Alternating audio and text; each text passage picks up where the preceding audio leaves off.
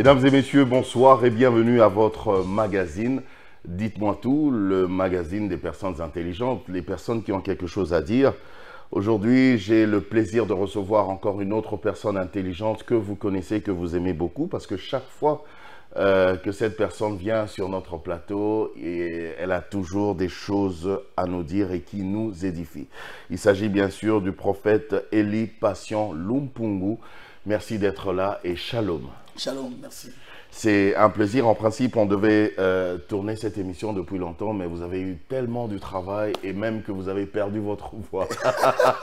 Exactement, et on fournit beaucoup d'efforts pour parler de la petite voix que nous avons là. Vraiment. Aujourd'hui, nous allons redéfinir la christologie. Ça, je sais déjà que dans les maisons là-bas, ils sont en train, certains sceptiques sont déjà en train de crier pour dire, mais la christologie, logie, logos, étude, est-ce qu'on peut étudier Christ et tout ça? Enfin bref, c'est quoi la christologie? Bon, en fait, déjà, pour ne pas les embrouiller,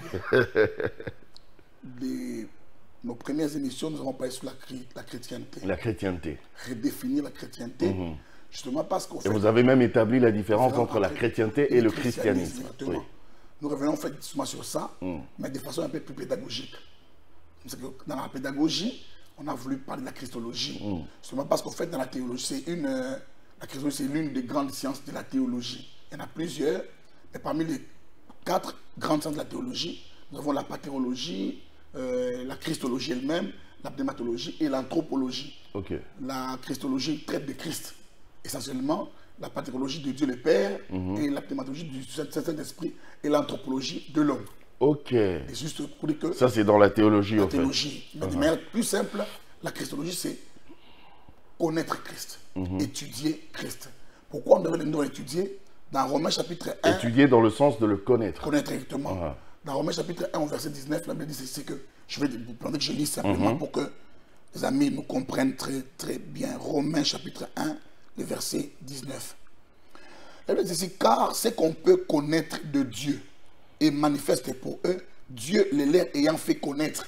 En effet, les personnages invisibles de Dieu, sa puissance éternelle, sa divinité, se voient comme à l'œil nu depuis la création du monde. En soi, tout ce que nous connaissons, en fait, Dieu est l'omniscient. Dans l'omniscience de Dieu, Dieu fait connaître la science. Tout ce qui se connaît par Dieu. Il est l'auteur de toute la connaissance. Même ce qui est mauvais, toute la science, tout ce qui se sait, c'est Dieu qui l'a fait connaître. Okay. C'est-à-dire que Dieu, en la faisant connaître, la science, il a donné à l'homme le libre arbitre. Même ce qui est mauvais. Même ce qui est mauvais. La science de dans la mort. Même la magie. Toutes ces choses-là. La nécromancie et tout Dieu ça. Dieu ne peut pas être responsable de quelque chose sur terre. Tout appartient à Dieu. La nécromancie, la chiromancie, l'occultisme appartient à Dieu. Comme étant créateur. Même la magie. Tout, la magie, la sorcellerie même d'ailleurs. Même la sorcellerie. Tout appartient à Dieu. Ben alors si c'est à lui, pourquoi on nous interdit de le pratiquer? En fait, quand je dis appartient à Dieu, c'est parce que Dieu les crée toutes choses. Jean chapitre 1 dit ceci, au commencement était la parole, la parole avec Dieu. Tout ce qui existait a été créé par la parole. Si la magie existe, Dieu l'a créé. Si les diables même existent, allons à l'infini, les diables lui-même, s'il existe, Dieu l'a créé. En fait, Dieu n'a pas créé les diables pour être diable. Dieu l'a créé pour être Lucifer, mais lui a fait le choix de devenir diable. C'est les choix. Les couteaux, quand vous l'avez entre vos mains, ils peuvent vous aider pour pouvoir faire des légumes à la maison. Une très bonne salade. Une bonne salade. Mais lorsqu'un ennemi prend les couteaux, il en fait une arme. Le problème dans ce que Dieu a fait, c'est l'usage. Dans le même couteau peut être un outil ou une arme. Une arme, exactement. En fait, la science peut être un bénéfice pour aller de l'avant ou une déviation. C'est la façon que l'homme utilise les choses qui définit ce qui est bon et mauvais. Dieu a créé toutes choses.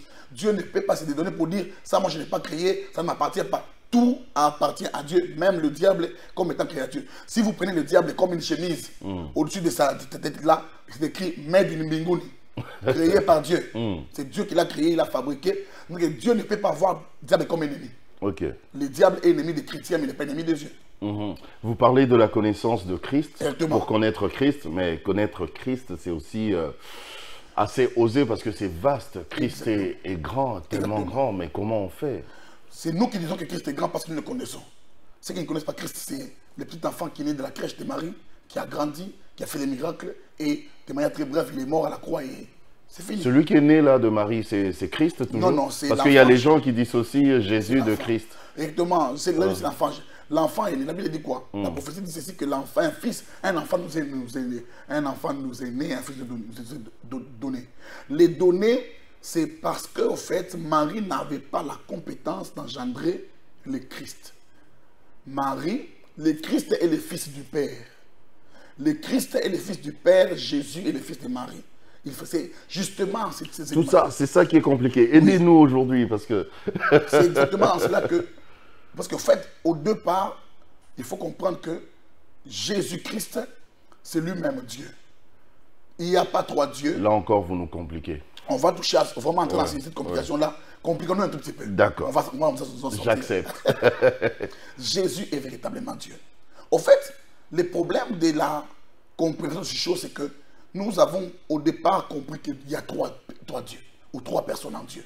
Il n'y a pas trois personnes en Dieu, il n'y a pas trois dieux, il y a un seul Dieu. Le seul véritable Dieu, c'est Dieu-là, le Père. Le Créateur. Le Père Créateur, l'Élohim, l'Éloah. Parce que l'Élohim, c'est la pluralité de Éloah. Éloah, c'est le Dieu unique, le véritable Dieu, le seul Dieu. Mais lorsque l'homme a commencé à pécher, vous voyez, Dieu porte la dimension d'Élohim déjà avant le péché. Dans la création, Dieu est Élohim déjà. Mais quand vous comprenez très bien la Bible, vous lisez la Bible, on dit quoi? Jésus est l'agneau de Dieu immolé avant la fondation du monde. On dit avant la création du monde. C'est qu'en fait, avant la création du monde, Dieu avait déjà pensé devenir Christ. Ok. Pour penser devenir Christ, alors quand Dieu se présente, quand on parle de la création, on dit... il avait déjà pensé à cela. À cela déjà. C'est pas parce que l'homme avait péché. Non, non. Déjà, Dieu avait pensé... Parce que quand l'homme a péché, Jésus est venu, ça paraît un petit peu comme un plan B. Non, ce n'est pas Dieu. Vraiment dans sa forme de faire. Un plan de récupération. C'est justement, ça prend cette façon. Mais là, vous nous dites avant même la fondation. Si Dieu a un plan de récupération, c'est comme si Dieu est surpris par les événements. Dieu n'a jamais de plan B. Dieu n'a que des plans A. Dieu n'a que des plans Dieu.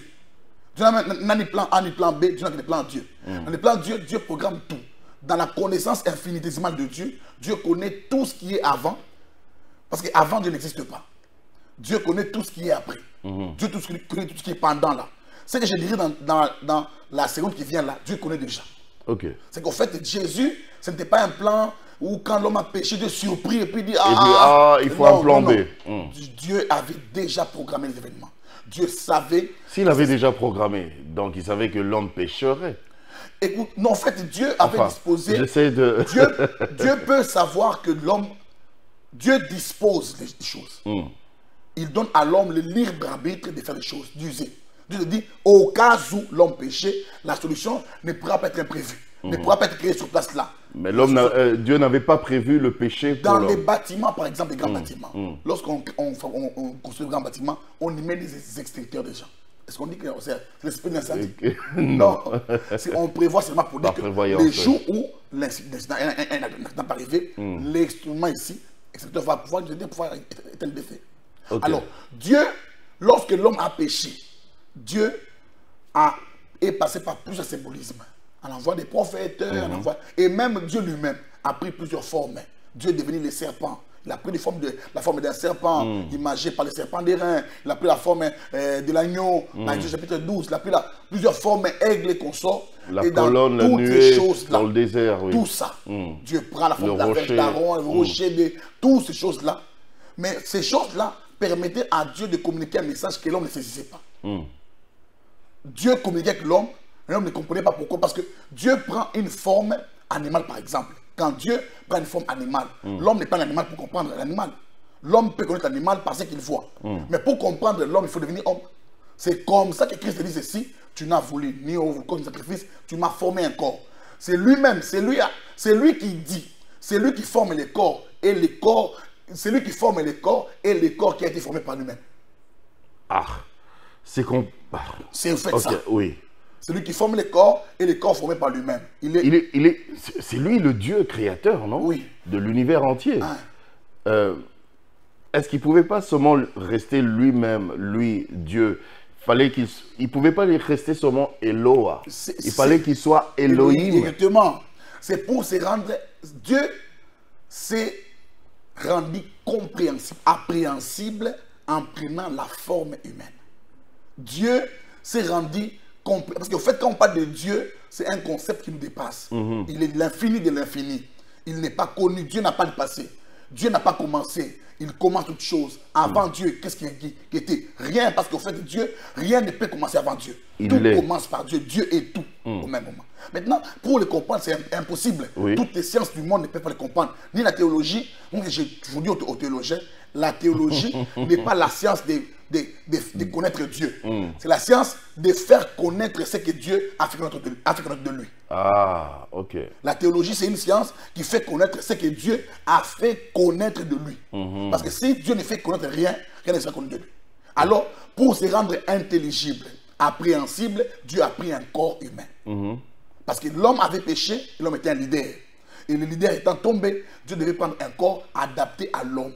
Et ce corps que Dieu a pris s'appelle Jésus. Dieu est le créateur de toutes choses. Personne ne peut empêcher de pouvoir créer. En passant, je vais vous une Donc brèche. pendant la création, là, quand Dieu parlait, quand il créait par sa parole, Jésus était déjà en lui. Jésus, Enfin, il était... exactement, il était déjà Jésus. Aidez-nous, oui. Dieu était déjà Jésus dans la création, il était déjà au même moment déjà. C'est comme quand Dieu a créé l'homme. Au départ, dans Genèse chapitre 1, au verset 27, on dit que Dieu créa l'homme à son image et sa ressemblance, et on dit il créa homme et femme. Cet homme créé là, quand on voit dans Genèse chapitre 2, Dieu formait l'homme dans Genèse chapitre 2, verset 7. Dieu formait l'homme. L'homme formé par Dieu avait la femme dedans. Ah. Oui, oui. Parce que Dieu est allé extraire la femme pour la manifester. C'est Ah oui, c'est vrai. Dieu, il n'a plus créé... non, attends, il a extrait la femme par l'océologie et consort. C'est que vous allez voir que Dieu, lui-même créateur, s'est extériorisé. Parce que Dieu est invisible. Donc Adam lui-même était homme et femme. Oui. En fait, quand même on dit Dieu est invisible, ce n'est pas correct en soi. Dieu est visible. Mais le problème, c'est l'oculaire qui est utilisé pour voir Dieu. Vous voyez quand on dit les microbes sont invisibles à l'œil nu, il faut préciser très bien, les microbes sont invisibles à l'œil nu. Mais à l'œil du microscope, les microbes sont visibles. Sont visibles, très Vous visibles. allez voir que le problème de l'invisibilité est attaché à l'oculaire utilisé pour voir. C'est qu'en fait, on ne peut pas dire que Dieu est forcément invisible. Non. Si pour toi, Dieu est invisible. Comment tu regardes? Comment tu le vois? Maintenant, Dieu, pour se rendre un peu plus macroéconomique ou même macrobiologique, Dieu a pris une forme grande. Il a amplifié son invisibilité pour se permettre de devenir visible. L'invisibilité a été amplifiée, Dieu devient visible et cette visibilité de Dieu s'appelle Jésus. Ok. Quand Dieu a porté ce corps-là, il s'est fait appeler Jésus. J'aimerais que vous puissiez nous expliquer clairement. Parce que là, c'est... en même temps, c'est un débat qui fait couler beaucoup d'encre et de salive. Sur la divinité, vous avez d'ailleurs déjà commencé. Mais est-ce que vous pouvez nous expliquer comme ça, par rapport à la Bible, où est-ce que Jésus lui-même reconnaît qu'il est Dieu? Je vais aller dans beaucoup de textes au même moment, en fait. Au départ, déjà, la difficulté que nous avons, nous aujourd'hui, c'est de pouvoir expliquer Dieu par la Bible. Il y a un frère musulman qui a dit clairement que si vous arrivez à le prouver par rapport à la Bible, eh ben, il va devenir chrétien. Bon, moi, je ne suis pas besoin de sa chrétienté. Si je veux devenir chrétien, il peut mal devenir. Je ne peux pas me dire que je dois le prouver, non, lui. Ça, je n'ai pas. Moi, je n'ai pas le temps de pouvoir le prouver, lui. Juste le temps de pouvoir exposer la pensée de Dieu simplement. Ceux qui aiment la parole de Dieu peuvent l'apprendre. Moi, je n'ai pas. On ne peut pas conditionner Dieu par rapport à ces choses. On ne veut pas prouver qui que ce soit. Dieu n'est pas prouvé. Dieu, ce n'est pas les maths. La difficulté, c'est quoi? Au départ, ceux qui ont fait l'objet de la Bible n'ont pas lu la Bible. Ceux qui ont fait les fondements de la Bible, les pères fondateurs de la Bible, les patriarches de la Bible comme Abraham, Isaac, Jacob, ces personnes-là n'ont pas lu la Bible. Ce que nous lisons d'eux est une relation qu'ils ont eue directement avec Dieu. Jacob dormait, il fait une vision. Jacob dormait, un homme l'a rencontré, il s'est battu. Quand cet homme est parti le matin, sur le corps de Jacob, il y avait les marques de cette personne-là.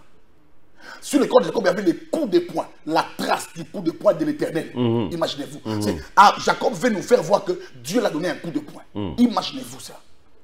Que nous avons lutté avec Dieu, il m'a donné un coup de poing à la moitié de la hanche. Là aussi, il faut qu'on comprenne. Est-ce qu'on peut lutter avec Dieu? Oui. Le problème, c'est que Dieu, Quand Dieu, c'est même cette image. Elohim. C'est ça. En fait, c'est justement ça. Dieu prend l'anthropomorphisme, Dieu prend un corps humain. Il devient homme. Il se rend appréhensible. Il se rend atteignable. Il se rend flagellable. Il se rend même frappable. Ok. Hein, c'est Dieu. Le créateur devient homme. Quand il devient homme, il subit la marginalisation des hommes. Le même système des hommes. Exactement. Il doit devenir homme à 100% pour démontrer la faiblesse de l'homme et sauver l'homme pour lui redonner la posture d'un véritable dignitaire. C'est où que Jésus reconnaît qu'il est Dieu. Je vais arriver là.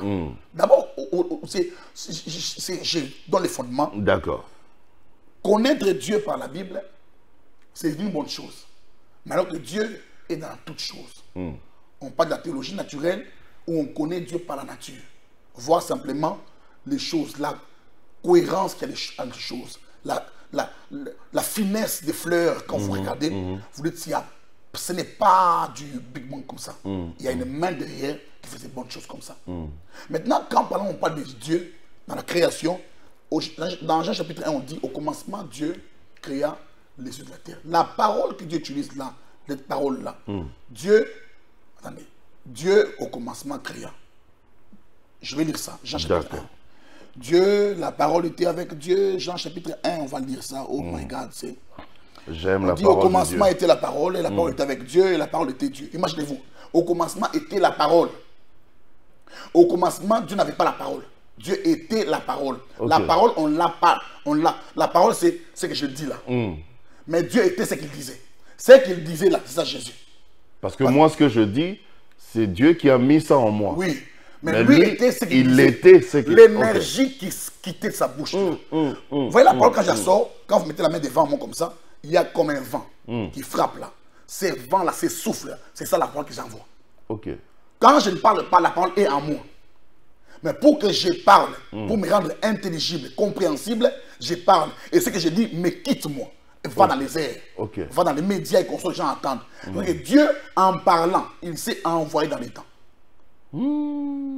Ok. Je ne sais pas si à ce niveau vous comprenez. Je vois, je vois. Dieu a parlé, on dit au commencement était la parole. Et la parole était avec Dieu.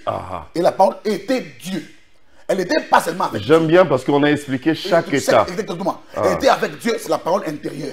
Elle est avec moi dedans. Mais elle était Dieu. Ce que Dieu disait n'était pas contraire à ce qu'il lui était.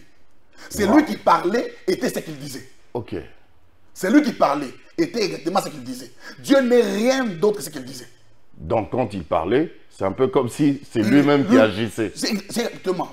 En fait, quand on parle de Dieu, sa façon d'agir. Vous voyez, Papa Don Jaco, quand les hommes prient, Dieu donne-moi le mariage, donne-moi le travail, un homme qui prie le Seigneur, qui prie Dieu, doit s'attendre à la parole.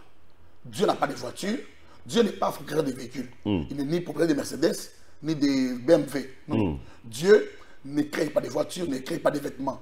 Dieu crée, Dieu agit par la parole. Un homme qui a demandé à Dieu, Seigneur, je suis malade, guéris-moi, Dieu enverra la parole. Un homme qui demande à Dieu le mariage, donne-moi un mariage, Dieu enverra la parole. Mais beaucoup de temps, c'est que les gens... Donc, s'il envoie la parole, c'est-à-dire que c'est lui-même aussi qui entre en action. Maintenant, c'est cette parole-là. Parce que la parole, c'est lui-même. C'est exactement. Dieu n'est... La parole est en lui et la parole est lui-même. Ce que Dieu dit, c'est ce qu'il est. Si aujourd'hui, Dieu disait, je suis amour, c'est aujourd'hui, Dieu est amour. Dieu n'a pas seulement la parole, mais il est la parole. Je vais avancer un peu avec ces mêmes versets-là. Avance. Elle était au commencement avec Dieu. Elle était au commencement avec Dieu. Les verbes utilisés ici est une personnification de la parole. On n'a pas dit elle avait au commencement. On dit elle était. C'est que Dieu qui parlait là était avec la parole. Parce que la parole a aussi une personnalité. La parole est une personne. Le verbe être est un verbe utilisé pour des personnes.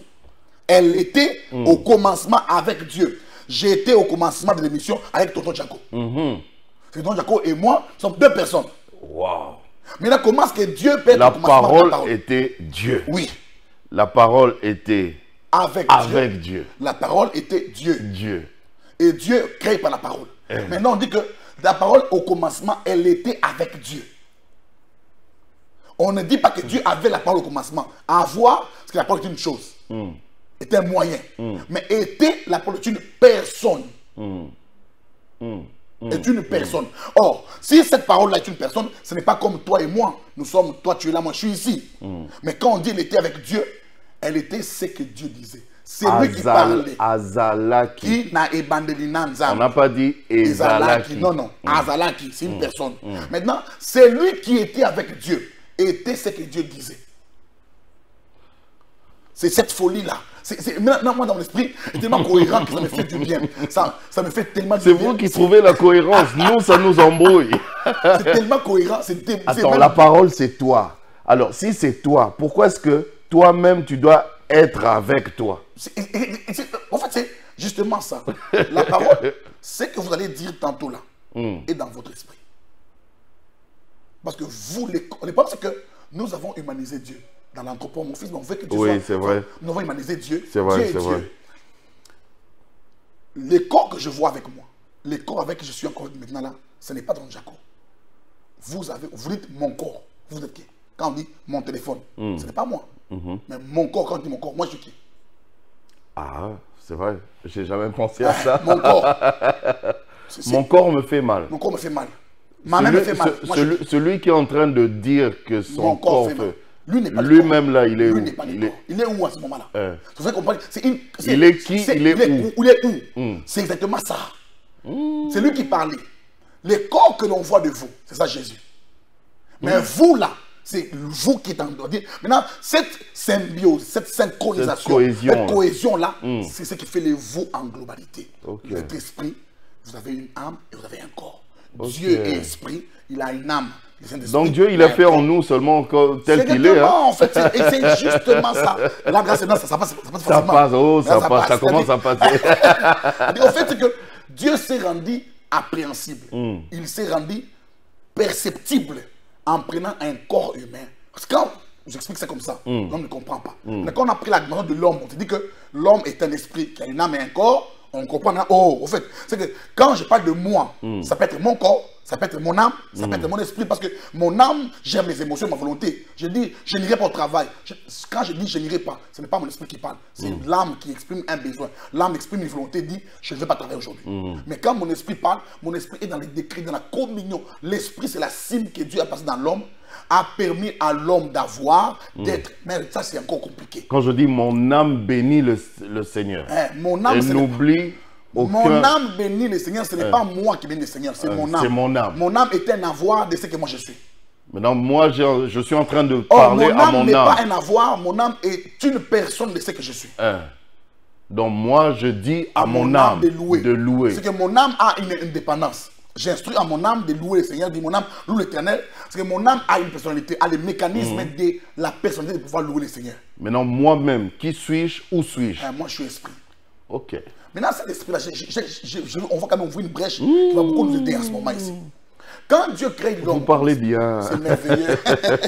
Alléluia. Lorsque Dieu crée l'homme au commencement, l'homme créé, c'est Dieu.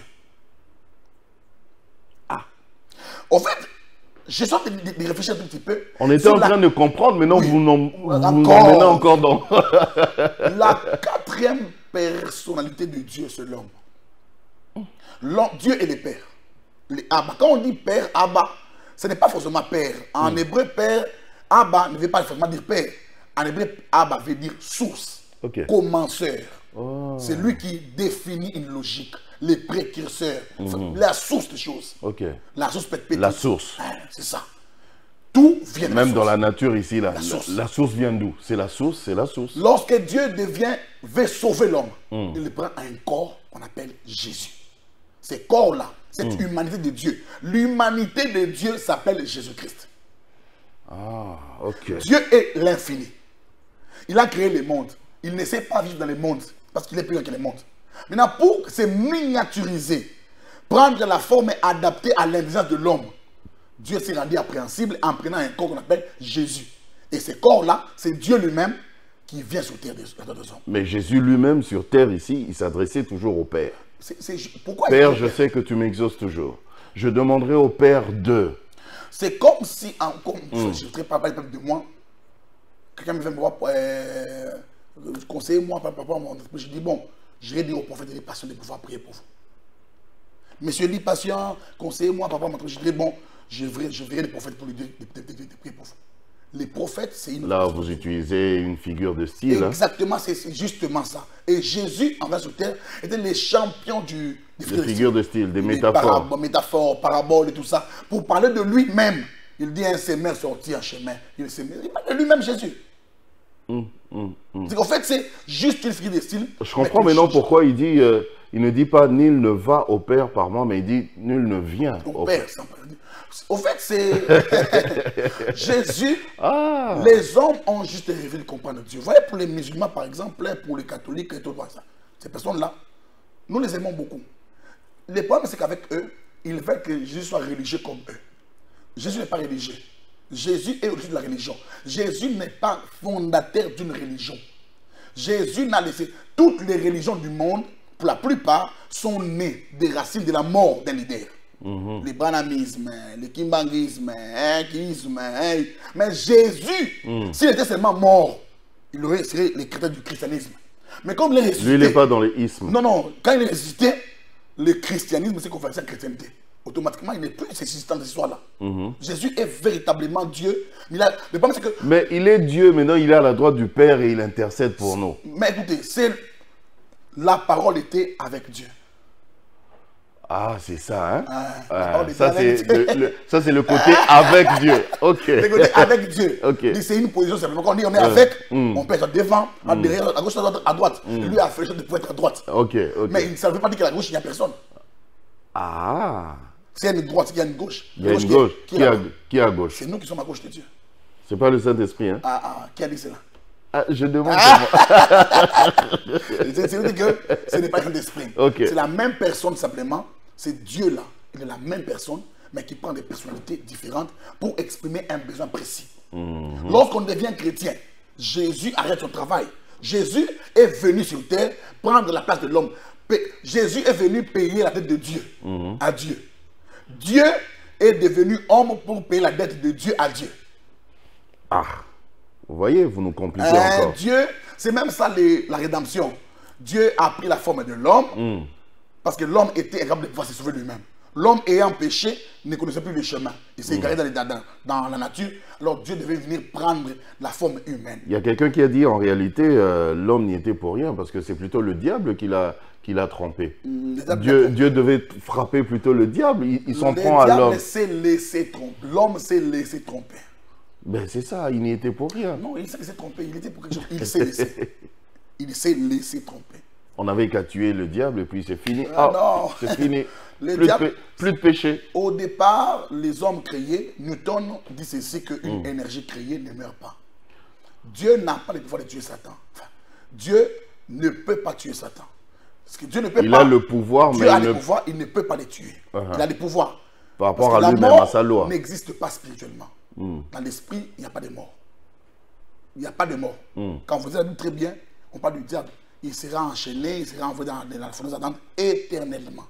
C'est que quand on ira au ciel, nos enfants viendront là au ciel un moment, comme dirait un pasteur pour blaguer. Les sites touristiques du ciel là-bas, il y a l'enfer. Mais attends, Satan, on a commencé. Le diable vivra éternellement parce que c'est une énergie créée par Dieu. À ce niveau, donc Jésus est Dieu. Jésus est totalement Dieu. Est-ce que le Saint-Esprit aussi est Dieu? Mais on va arriver là. Parce qu'on parle des grandes sciences de la théologie. Oui, parce que oui, au début, là, vous avez dit, vous ne voulez même pas qu'on dise 3 personnes en Dieu. Non, c'est une même personne. Okay. Maintenant, c'est pour faire comprendre que c'est une même personne. Quand Jésus-Christ parle de lui, il dit, j'irai, je vous enverrai. Si le Saint-Esprit était une autre personne, Jésus pouvait demander, je vais l'appeler. Saint-Esprit, viens. Et puis il vient, il commence à agir. Parce qu'écoutez, les gens pensent que le Saint-Esprit est descendu sur terre par la Pentecôte. Non. Avant la Pentecôte, le Saint-Esprit était déjà sur terre déjà. Quand Marie tombait enceinte, on dit quoi? La puissance du Saint-Esprit découvrirait son ombre. Quand Jésus grandit lors de son baptême dans Luc chapitre 3, on dit que Jésus il y avait l'Esprit qui est venu. Le Saint-Esprit était déjà sur terre déjà. Donc il faut que lui quitte pour laisser maintenant la place à l'autre. Enfin, à l'autre lui. L'autre qui est lui. C'est pour ça qu'on dit, quand on parle du grec, on dit laotos. On dit latos. Latos là, c'est une autre personne qui a la même personnalité que moi. Or, ne peut être vous autrement que vous-même. Une petite pause, question de curiosité. Ok. Lui-même, Jésus, il était le maître, rabbi, c'est lui qui enseignait. D'accord. Alors, pourquoi est-ce qu'il parle d'un avantage, du fait que lui doit partir pour que le Saint-Esprit vienne pour encore enseigner toujours sur autre chose? C'est une belle question, mon Dieu. Ça, c'est merveilleux. Lui-même enseignait déjà. Enfin, ça, c'est merveilleux. Ouais. Tout est fonction de la mission de chaque personne en Dieu. Les pères créent les hommes. Ils donnent l'âme aux hommes. L'homme décide ce qu'il veut faire. Ok. Le Christ vient, il sauve l'homme créé par Dieu parce que l'homme a péché. Et L'homme il a fait un mauvais choix. Il vient. Mais quand l'homme vient à Christ, tout ce que Christ a fait, naître de nouveau et construire enseignement, s'appelle la nouvelle naissance simplement. Quand tu es né, tu es encore enfant. Ok. Je suis d'accord, oui. Tu es vraiment enfant. Et si on continue de donner les dolés, les biberons chaque jour, tu ne grandiras pas. À un certain niveau, plus le temps avance, il vous est avantagé que je m'en aille. Parce que moi, je suis les repas de la naissance. Je suis les repas de... Alors je dois maintenant prendre une autre forme. Je dois prendre une forme adaptée à votre croissance. Et cette forme de repas ne peut venir de moi que par la personne qui s'appelle le Saint-Esprit. Donc pour la nouvelle naissance, c'est Jésus. C'est Jésus. Maintenant pour la croissance spirituelle, c'est le Saint-Esprit. Le Saint... J'ai jamais vu ça comme ça. Voyez voir quelque chose de la Bible. Ok. Dieu dit à Israël, je vous enverrai dans un pays où coule le lait et le miel. Dieu n'a pas dit ni d'eau et kérigone. Non. Dieu a dit le lait et le miel. Or, biologiquement ou scientifiquement parlant, le lait ne peut venir dans le corps d'une femme ou d'une femelle que lorsqu'elle est enceinte et qu'elle est sur le point d'accoucher. Oui. C'est qu'en fait, Dieu disait quoi? Dans les pays où coule le lait et le miel, je suis enceinte. Enceinte de vous. Dans la nouvelle vie. Quand je vais accoucher le lait de ma poitrine, je dois vous enfanter. Quand on dit... C'est ça, il est El Shaddai. Quand on dit il doit nous enfanter, c'est parce qu'en fait, on ne parle pas d'une nouvelle naissance s'il n'y a pas préalablement une conception dans la matrice divine. Nous avons été conçus par la parole. Parce que pour qu'un homme donne sa vie à Christ, enfin, l'homme n'est pas sauvé en donnant sa vie à Christ. Pour qu'un homme reçoive Christ, il doit d'abord écouter une parole. Ce n'est pas un blabla. Il écoute. Cette parole-là qu'il écoute. Il doit d'abord écouter. Cette parole-là qu'il écoute crée la foi. Cette foi fait de lui quoi? Fait de lui un membre, un corps embryonnaire dans la matrice divine. Et maintenant, par la foi qui l'amène à recevoir Christ, il naît de nouveau. Et quand il est né de nouveau, il est un petit enfant. L'apôtre Paul dit, jusque-là, vous ne mangez que des repas des enfants. Maintenant, les repas des enfants, c'est quoi? C'est le lait et le miel. Le lait et le miel. Exactement. Quand Dieu disait à Israël que c'est un pays que le lait et le miel, c'est un pays des enfants. Parce qu'il ne peut vous faire grandir que moi, Jésus, m'ait parlé de notre forme. Mais lui-même, Jésus, là, vous dites le lait et le miel. Mais lui-même, avant de partir, là, il a donné le pain et le vin. Exactement. C'est comme ça qu'à ce niveau-là... Ça, c'est pas les bébés, ça. Ça, c'est pas les bébés. J'en arrivais. Ok. C'est Jésus qui donne les pains et les vins. Pourquoi n'a-t-il pas fait à 29 ans? À 28 ans? À 27 ans? Il fallait 30 ans et que le Saint-Esprit vienne sur lui. Ce n'était pas lui qui donnait les pains. C'était le Saint-Esprit qui donnait les pains par Jésus. Ah non. Parce que le Saint-Esprit devait avoir... C'est dit où? Avance, prophète. Je vais avancer à cela. En fait, Jésus est né. Il a grandi.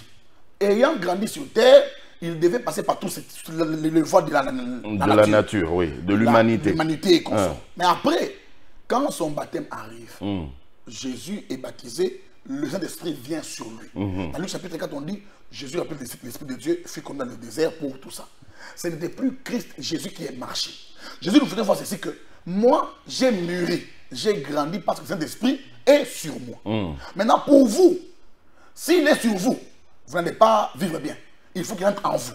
Pour qu'il entre en vous, moi je dois d'abord partir là-bas, prendre de la seringue. En fait, je vais vous l'injecter. Je vais prendre la seringue, je vais vous le faire entrer en vous. Il entrera en vous, il vivra maintenant en vous. Maintenant, pour vivre en vous, là, il faut que Jésus lui-même vienne le faire.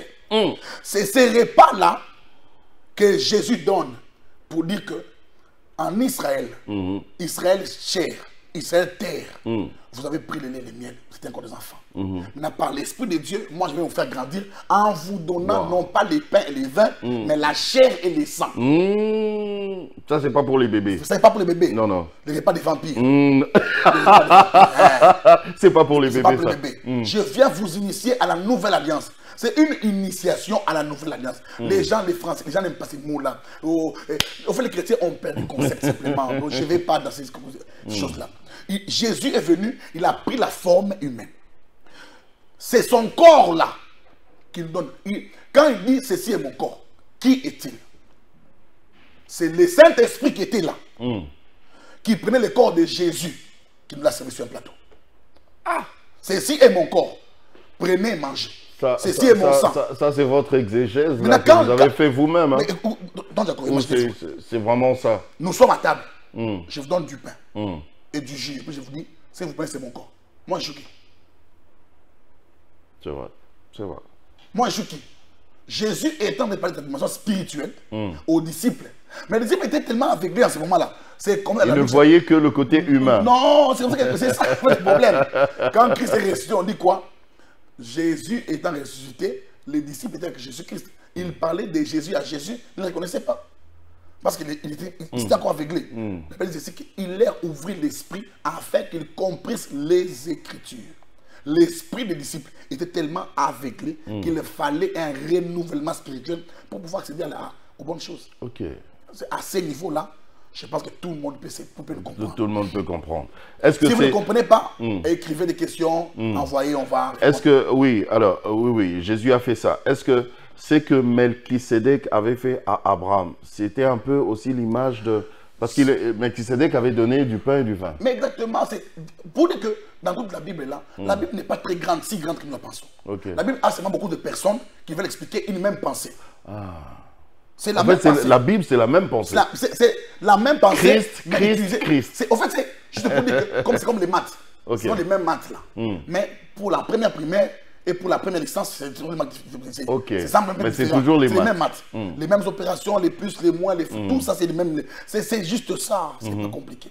Notre problème à nous, c'est que nous voulons que Dieu soit comme nous. C'est à ce niveau que Dieu devient religieux. Quand Dieu devient comme nous, on veut expliquer les doigts de Jésus. Dieu n'est pas... Dieu, même quand on parle de la main de Dieu, ce n'est pas une main physique. La main de Dieu, c'est une façon de Dieu d'agir. Ce n'est pas une main qui a 5 doigts et Dieu a des ongles sales. Dieu doit les chier un petit là pour faire la manicure et pédicure. Et une grande barbe blanche. Non, ça, ce sont des choses qui sont des tralala et consorts. À ce niveau-là, je ne sais pas que tout le monde a compris. J'espère. Donc, ce n'est pas 3 personnes en Dieu, mais c'est Dieu lui-même. Exactement. Dans toutes ses facettes. Maintenant, dans cette christologie-là, nous ne parlons que de la facette de l'humanité de Dieu. Dieu prend un corps. Ces corps-là qui s'appellent, nous voulons parler de cette pensée-là du corps de Dieu qui s'appelle Jésus-Christ. Ok. L'intelligibilité anthropologique de Dieu. Le corps que Dieu a pris. L'humanité que Dieu a utilisée pour se faire connaître par les hommes. Parce que l'homme ne comprenait pas l'amour de Dieu avant Jésus.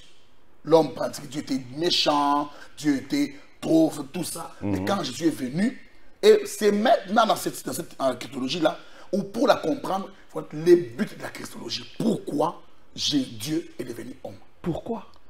Expliquons ça ensemble. C'est ça la même. Pourquoi? Pourquoi il devait devenir homme? Oui, vous allez dire pour nous sauver, mais pourquoi? C'est la loi de la superposition. Il est Dieu. Est-ce que pour nous sauver, il doit seulement devenir homme? Donc Jacob, vous commettez un forfait aujourd'hui. Il a créé l'univers en parlant. Maintenant, pour nous sauver, il doit vraiment prendre notre corps. Enfin, expliquez-nous. Expliquons-nous un peu. Vous commettez un forfait, l'État vous cherche. Au tribunal, on arrive là au tribunal, votre avocat entre au tribunal avec une chèvre. Il dit, voici ton Jacob. La peine que vous avez donnée là, c'est la peine, il est là ici, c'est une chèvre. On va l'amener en prison. Est-ce que l'État va accepter ça? Non. C'est une insulte à la loi. Justement, c'est ça en fait la pensée. C'est une insulte à la loi. C'est-à-dire que lorsque Dieu voulait sauver l'homme... On veut punir Jaco, c'est pas la chèvre. C'est pas la chèvre. Vous vous moquez de nous là. Lorsque Dieu prenait la forme animale, la réponse n'était pas acceptée par Dieu lui-même. Les jurys de Dieu, les hauts conseils de sa personnalité n'acceptaient pas les saluts par exemple par les animaux. Et aucun animal ne pouvait sauver l'homme. Ok. Au départ, l'homme pêche. Genèse chapitre 3, verset 21, on dit que Dieu prit la peau d'animal et couvrit les hommes. Mais regardez, si on vous couvre la peau d'animal, on prend la peau d'une chèvre, même si on vous la revêtez comme ça, elle ne vous suffira pas. Parce qu'il n'y a aucune chèvre dans votre taille. Ok. C'est qu'en fait, la chèvre couvrait seulement des petites parties du corps. La chèvre couvrait seulement la nudité de l'homme, mais ne pouvait couvrir la poitrine. Or, un homme torse nu, c'est un homme sans personnalité. Ouais. Et toutes les intempéries seront sur exactement. lui. Oui. Alors, il fallait que Dieu prenne la peau d'un corps. Au lieu que Dieu prenne la peau d'un corps, Dieu a pris une forme humaine. En devenant homme, c'était pour payer. Quand on dit, où est ton Jacob? Vous ne commettez pas même forfait, la justice ne vous connaît pas encore. Où est-ce qu'il est? L'autre dit, moi, je suis là. C'était vraiment un vous, un autre vous qui a pris votre place pour que vous puissiez errer librement dans la vie. Mais est-ce que ça aussi, c'est pas une atteinte à la loi, un petit peu? Non, en fait, ce n'est pas... Jaco a connu un forfait. Comment est-ce que... Et puis je me présente au tribunal, le juge qui demande, Monsieur Jaco, levez-vous. Et on voit quelqu'un dans l'assemblée là, je suis Jaco. On voit un autre là, je suis Jaco. Le problème c'est quoi? Oui. Vous parlez de Jaco en tant que corps. Ah. C'est quand on dit je suis Jaco, dans le jury de Dieu, le corps ne passe pas. C'est l'esprit. C'est l'esprit. Quand on dit l'esprit, écoutez, le souffle que Dieu a utilisé pour mettre dans l'homme, c'était Dieu. Le souffle que Dieu a soufflé dans l'homme pour que l'homme soit être vivant, c'était Dieu. Et ce souffle-là, qui s'appelle Dieu, qui s'appelle homme. Ok. Ah. Donc il y a eu le corps, et lui, il a mis sa divinité, il s'est mis dans l'homme. Et par le souffle. Mis dans l'homme par le souffle, l'homme est devenu. L'homme est devenu. Ce souffle-là, c'est Dieu. Alors on parle de quel souffle? Le souffle Dieu ou le souffle ça, l'air que je respire? L'homme créé par Dieu au commencement était... Parce qu'on dit il a soufflé et l'homme est devenu un être vivant. L'homme créé par Dieu ou formé par Dieu était en train de respirer déjà. Il respirait. Ce n'était pas un homme obsolète. Ce n'était pas un homme inerte. Le souffle de Dieu, c'était la capacité pour l'homme d'opérer comme Dieu. Prophète, c'est dit où? Parce que je vais en arriver. Oui. Dans 2 Corinthiens chapitre 5 au verset 20, on dit que nous sommes des ambassadeurs. Un ambassadeur, ce n'est pas un homme ordinaire. C'est un homme comme toi, mais qui a un pouvoir de représenter toute une nation dans une nation. Mais si cet homme est devenu un être vivant, après qu'on ait soufflé dans lui, dans ses narines, c'est-à-dire qu'à la base, cet homme était inerte? Non. Ne vivait pas. Attendez. Ne l'homme respirait pas. Est devenu un être vivant. Quand vous lisez la Bible, vous devez comprendre que les êtres vivants, qui est être vivant? Mais vous savez ce qui est être vivant. Non. Vous connaissez la biologie, non? Non. Alors, les mots qui sont utilisés là-bas. C'est pas biologique, c'est pas biologique. Être vivant de la Bible, ce sont les êtres qui sont autour du trône de Dieu. Les cadres autour du trône de Dieu. Et ces personnes-là. C'est dans ce sens-là, pas dans le sens de la biologie. Qui ont pris des formes. Il y a 3 types de formes zoologiques de la personne de Jésus et une forme humaine, anthropologique de la forme de Jésus. Je ne vais pas vous embrouiller, on va entrer là-bas. Mais l'homme, c'était le premier être vivant. Or, en voyant l'être vivant biblique là, si vous devez comprendre qu'être vivant, interrogez Apocalypse chapitre 7. 4 même, on dit quoi? Ils ont les 6 ailes. Cet homme-là devait porter des compétences divines. Ce souffle-là venait lui donner des compétences divines pour les rendre capables de faire quoi? De contrôler le monde entier, de gérer le monde entier. L'homme gérait le monde par les souffles divins. Et quand l'homme a péché, ce souffle-là s'est retiré de lui. C'est ça, on dit, ah d'accord, voilà pourquoi la Bible parle de tel il est, tel nous sommes. Exactement. C'est par rapport à ce souffle-là. Okay. Maintenant, pour que Dieu, quand on parle de ce souffle-là, c'est le même souffle-là qui est Jésus. Maintenant, quand on dit Jaco, Jésus, ce n'est pas 2 souffles différents. Par la loi de la superposition, quand toi tu as péché, c'est le souffle que tu étais toi là, que Dieu avait placé en toi. Tu étais déjà toi. Dieu a mis en toi un souffle. Tu es devenu un homme spécial par ce souffle-là. Tu as péché, le souffle est parti. Tu restes toi. Tu es toi, tu as une âme, tu as ton esprit à toi d'humain, tu agis. Mais compétences, la force divine, les souffles de Dieu, la roue de Dieu qui anime l'homme, qui nous permet de pouvoir opérer au-delà des standards, de braver les lois de la nature, de faire des choses extraordinaires, n'était plus avec toi. Quand l'homme pêche, ça part. Ce souffle est parti, Dieu l'a retiré. Ok. Mon esprit ne pourra pas habiter parmi les hommes parce que l'homme est pécheur du commencement. Là, il reste humain. Il reste humain. C'est là qu'il s'aperçoit qu'il est nu. C'est comme ça que quand l'homme s'aperçoit qu'il est nu. Parce qu'en fait, les mots nus dans la Bible, là-bas à l'époque, quand on dit que l'homme était nu, les mots nus à l'époque ne signifiaient pas manquer de vêtements en fait. Parce que quand Dieu avait créé l'homme, l'homme n'était toujours pas sans vêtements. Mais il y avait un rayon de lumière qui l'enveloppait, qui fait que sa nudité ne se voyait pas. C'est l'histoire de Moïse. Moïse vient de la montagne, son visage rayonne, on ne sait plus le regarder. L'homme était toujours nu. Mais ce rayon de lumière autour de lui a empêché aux hommes de les regarder, a empêché aux animaux, aux contemporains de les regarder. Quand l'homme a péché, cet éclat est parti. Un peu comme dans le spirituel, on ne voit plus de sexe. Oui. Il n'y a pas de sexe. L'éclat est parti. Et l'éclat étant parti, il fallait maintenant que Dieu revienne par notre mécanisme pour redonner à l'homme. Maintenant, qu'est-ce qui se passe? Pour redonner à l'homme l'éclat qu'il avait perdu. Les souffles, la roue. Maintenant, pour les rouatiser, s'il faut le dire, il faut d'abord qu'il passe une nouvelle naissance. Adam n'est pas né. Adam a été formé. Alors, comme il ne connaît pas la croissance, il ne connaît pas comment ça se passe, les processus, c'est juste comme de la magie. Alors Dieu dit non, non. Il faut que l'on passe par le début. Et Dieu est venu dans le corps d'une femme. Il est né pour grandir. En fait, il faut que ça se passe comme ça, qu'on grandit à tel. Il y a des étapes. Ça.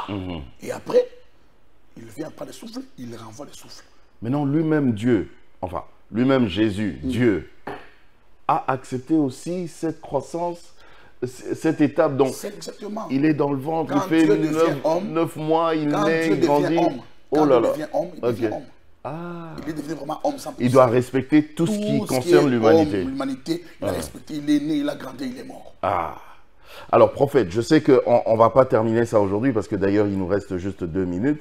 Mais vous avez parlé de redéfinir la Christologie. Donc, voir la Christologie, comprendre la Christologie autrement. Exactement. Voilà. Qu'est-ce qu'on peut juste retenir, du moins pour aujourd'hui? Après, on va continuer un autre jour. C'est compliqué. Parce que nous avons expliqué jusque-là, ici, dans mon petit... Donc là, on plaçait que les bases. Les bases simplement. Ok. On n'a encore rien dit en fait. On n'a encore rien dit. Vraiment rien dit. Parce que donc malgré toutes les révélations, là, on n'a encore rien dit. Parce que nous sommes dans l'introduction de la pensée simplement. Alors, si on doit dire quelque chose redéfinir la christologie, le problème c'est qu'en fait Jésus est mal compris. Jésus est mal compris, mal enseigné. Aujourd'hui nous avons un Jésus d'église seulement. Jésus n'appartient pas à l'église. Jésus n'est pas mort pour l'église. Jésus est mort pour l'humanité. Jésus est mort pour les scientifiques. Il est mort pour les politiques. Quand un homme n'a rien, il a l'église. Quand un homme atteint un certain niveau financier, il quitte l'église. Dans une loge mystique. Pourquoi? Parce que Jésus est très mal présenté. Très mal présenté. Pourquoi est-ce qu'autour du trône de Dieu, pour nous qui sommes allés au ciel plusieurs fois quand même, on a confirmé qu'autour de Dieu, il y a 4 êtres vivants. Les 4 êtres vivants autour de Dieu, pourquoi ils sont là? Ils font quoi? D'abord, pourquoi le ciel a des milliards d'anges? Les anges ne sont pas là pour garder Dieu. Comme Dieu était un président qui a la sécurité, dans les gardes, non. Les anges sont là pour vivre parce qu'il y a d'abord c'est leur domaine, mais de deux, ils sont là pour être gardés par Dieu. Regardez ce que le diable a fait à Gabriel. Pour finir simplement, c'est que en fait, nous sommes là pour pouvoir présenter Jésus dans sa dimension holistique. L'holisticité du salut, de l'évangile. Présenter Christ de manière absolue, sans réserve. Donner Christ sans réserve. Qu'il entre dans tout le domaine de la vie. Mais Jésus n'est pas seulement le géniteur des sacrificateurs. Jésus n'engendre pas que des sacrificateurs. Il engendre aussi des rois. Nous voulons avoir des présidents chrétiens, des ministres chrétiens qui n'ont pas honte d'être chrétiens. Nous avons des islamiques, des musulmans. Il est chef d'État, il est fier d'être musulman. Mais nous avons des présidents qui sont chrétiens, ils se cachent, ils ne veulent pas qu'on sache. Il ne veut pas qu'on sache. Il y a un ministre qui ne veut pas qu'on sache qu'il vient à prière. Il y a un culte chez la maison. Oh mon Dieu. David allait au temple. Oui. Que Dieu nous fasse grâce de sortir Jésus Dans tout, nous voulons avoir des scientifiques chrétiens. Un inventeur chrétien. Pourquoi est-ce que dans toutes les inventions, il n'y a pas de chrétiens? Dans les hommes de grandes connaissances, j'aurais appris qu'Albert Einstein était chrétien. Si c'est là la vérité, c'est une très bonne chose. Gloire à Dieu. Gloire à Dieu. Mais nous voulons qu'il y ait plusieurs Albert Einstein. Alors, vous allez voir que dans la suite des émissions, on parlera de la dimension zoologique de Jésus d'abord. Jésus comme sauveur. Quand il sauve l'homme, l'homme devient enfant de Dieu. Mais être enfant de Dieu, c'est une bonne chose. Pourquoi? Parce qu'il y a des avantages. J'en parlerai peut-être dans l'émission qui va suivre. L'avantage, c'est que quand on est enfant de Dieu, un, on porte son nom, deux, on habite chez lui. Trois, on mange gratuitement. On mange gratuitement. Un enfant ne paie pas. Un enfant mange gratuitement, donc gratuitement, il est pris en charge. Il est pris en charge. Mais lorsqu'on devient fils, on ne mange plus gratuitement. On devient représentant du royaume. Le fils ne vit pas au même endroit que son père. Il vivra ailleurs. Il est le représentant du royaume. Et c'est à ce niveau-là que les choses deviennent beaucoup plus jolies. En tout cas, merci, prophète Élie Patient. C'est toujours un plaisir d'être avec vous. J'espère que, parce que là vous êtes en train de voyager, à votre retour, on va reprendre ça pour voir la dimension zoologique de Jésus. En même temps, mesdames, messieurs, vous avez vu depuis le début, il y a les deux comptes que nous mettons là au bas de l'écran. C'est pour nous aider justement à réaliser, à créer votre chaîne de télévision. Si je mets un mot sur ça, c'est notre chaîne. Oui. Notre chaîne, c'est une autre forme de pouvoir présenter l'évangile. Amen. On a soutenu des hommes politiques, des journalistes qui sont devenus patrons des chaînes aujourd'hui. C'est notre chaîne à nous. Amen. Mettons-nous dedans. Amen. Le meilleur de nous-mêmes, si nous sommes 1 million à donner $1, nous aurons donné $1 million.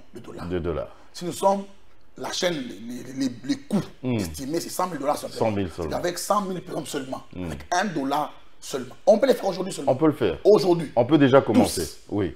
Avec $1, ça marche. Merci à ceux qui ont déjà commencé d'ailleurs. Soyez bénis. Soyez bénis, que Dieu vous accompagne. Au revoir.